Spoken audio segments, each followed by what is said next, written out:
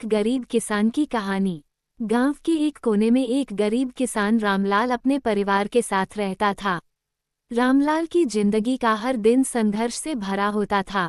उसके पास कुछ बीघा जमीन थी जिसमें वो साल भर मेहनत कर खेती करता था, लेकिन बारिश की अनियमितता और कभी कभी सूखा पड़ने के कारण उसकी फसलें अक्सर खराब हो जाती, जिससे उसकी मुश्किलें और भी बढ़ जाती थीं।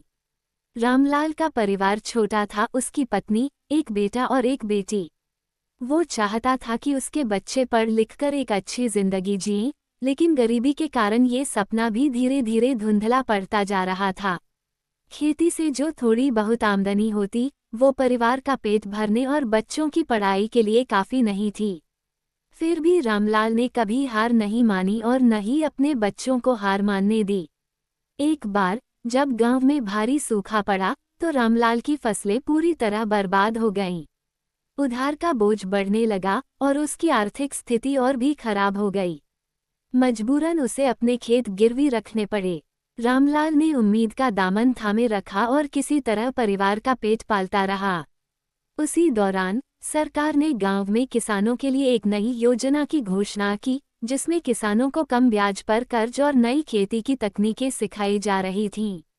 रामलाल ने भी इस योजना के तहत एक कर्ज लिया और आधुनिक तकनीकों से खेती शुरू की। उसने अपनी जमीन में फसल के साथ सब्जियां उगानी शुरू की।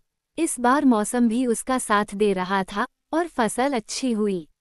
धीरे धीरे उसकी आर्थिक स्थिति में सुधार आने लगा। उसने अपने बच्चों की पढ़ाई में ध्यान देना शुरू किया। उसका बेटा अब स्कूल में अच्छी पढ़ाई करने लगा था और उसकी बेटी भी पढ़ाई में दिलचस्पी ले रही थी। कुछ समय बाद रामलाल ने अपने गिरवी रखे खेतों को छुड़ा लिया और अपनी मेहनत से परिवार को बेहतर जिंदगी देने में सफल हुआ।